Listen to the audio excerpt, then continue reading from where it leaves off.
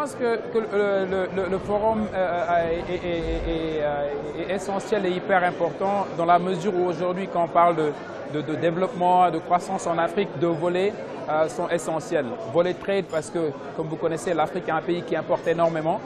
L'autre aussi, c'est volet infrastructure dans la mesure où, en ce qui concerne le financement d'infrastructures, le gap est extrêmement important. Bon, ça s'agit du trade, comme on l'a dit tout à l'heure dans le panel. C'est clair qu'aujourd'hui, il faut essayer de voir autrement.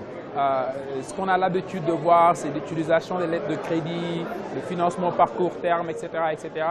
Et nous, en tant qu'institution de développement et les banques commerciales et les banques locales, on doit réfléchir sur un mécanisme beaucoup plus intéressant de pouvoir favoriser les investissements à travers ce qu'on a abordé tout à l'heure, c'est-à-dire les LC sur les longs termes.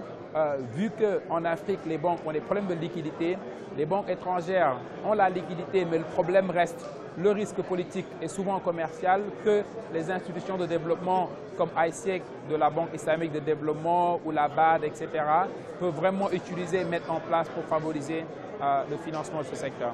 C'est clair que je sais, le rôle actuel de la BAD, c'est plus pour favoriser ce qu'on appelle dans le jargon anglophone le short-term financing. C'est-à-dire quand on parle de short-term financing, c'est maximum 12 mois. Aujourd'hui, comme on disait tout à l'heure, il faut réfléchir autrement. Et cet autrement-là, c'est essayer de voir comment favoriser tout ce qui est trade allant du 1 an, 2 ans, 3 ans, 4 ans, 5 ans. Parce que, comme l'a dit tout à l'heure mon collègue de Commerce Bank, confirmer une lettre de crédit émise par une banque africaine qui dépasse 12 mois est quasi impossible.